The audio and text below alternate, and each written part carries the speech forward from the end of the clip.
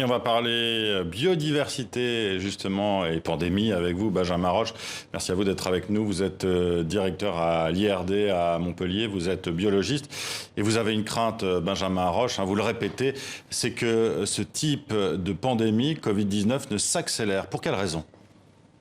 En fait, quand on regarde les raisons pour lesquelles justement on a de plus en plus d'épidémies qui peuvent se transformer en pandémies qui émergent, on se rend compte vraiment que c'est l'impact des activités humaines sur les écosystèmes qui font que les populations humaines sont de plus en plus en contact avec la faune domestique et sauvage, et qu'en même temps cette faune domestique et sauvage est elle-même de plus en plus infectée parce que la perte de biodiversité en fait enlève les espèces qui ne peuvent pas devenir infectées par ces virus et qui servent normalement à l'état naturel de frein à la transmission de ces virus.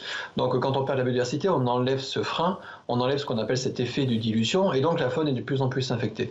Donc si on continue avec le même niveau d'activité humaine, d'impact des activités humaines sur les écosystèmes, on crée en fait un cocktail parfait justement pour avoir des émergences de zoonoses. Et donc clairement, nous ne sommes pas à l'abri d'une nouvelle pandémie, c'est cela ?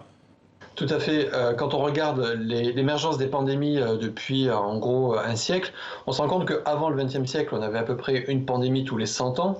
Depuis le début du XXe siècle, on a eu déjà 6 pandémies et c'est un rythme qui s'accélère de plus en plus. Donc, on a avec l'IPBES, donc l'organisme, la plateforme intergouvernementale de l'ONU, on a rédigé un rapport pour montrer qu'effectivement, on pouvait s'attendre dans les années à venir à avoir une pandémie comme celle du Covid-19, voire pire, tous les 10 à 15 ans.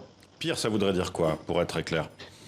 Ça peut être des virus ou des bactéries qui se transmettent plus, qui peuvent être aussi plus mortels. Le Covid-19, enfin le SARS-CoV-2 aujourd'hui qui crée le Covid-19, c'est un virus qui se transmet beaucoup, mais qui a une mortalité qui est relativement raisonnable.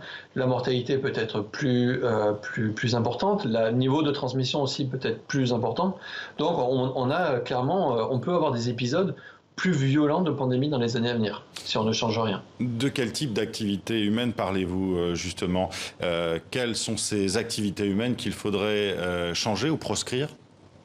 C'est toutes celles qui peuvent avoir un impact vraiment sur les écosystèmes. On pense particulièrement à la déforestation, qui supporte bien sûr l'agriculture et l'urbanisation, mais qui a un vrai problème pour nos expositions à ces virus, parce que ce processus fait perdre de la biodiversité et nous amène en contact avec de la faune sauvage.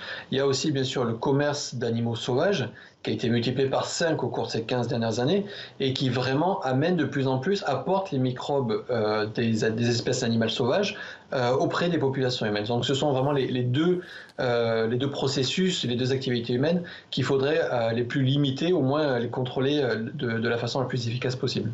Déforestation donc et vente d'animaux sauvages, type pangolin, chauve-souris notamment. Emmanuel Macron a fait une proposition hier, on va l'écouter, ça s'appelle Présode et vous nous direz ce que vous en pensez. Nous lançons l'initiative Présode, Preventing Zoonotic Diseases Emergence, qui permettra une coopération inédite à l'échelle internationale entre acteurs de la recherche et réseaux de vigilance sanitaire pour la prévention de nouvelles pandémies issues de réservoirs animaux. Alors, Benjamin Roche, Présode, qu'est-ce que vous en pensez ? Moi, personnellement, je pense effectivement que c'est une très bonne initiative. Je suis impliqué dans le lancement de cette initiative. C'est une initiative qui, à mon avis, va vraiment dans le bon sens parce que jusqu'à aujourd'hui, pour prévenir, en tout cas pour anticiper ces pandémies, ce qu'on faisait, c'est qu'on essayait d'inventorier, de screener un petit peu toute la diversité des bactéries, des virus qui pourraient nous affecter. On a mis en évidence qu'il y avait entre 500 000 et 800 000 espèces de virus non connus qui peuvent affecter l'homme. Donc on voit que la menace, elle est absolument énorme. Donc maintenant, on n'a plus vraiment le temps, le Covid-19 l'a montré, on n'a plus vraiment le temps d'anticiper, d'essayer de prévoir quels seront les différents types de virus qui peuvent émerger, comment ils peuvent émerger.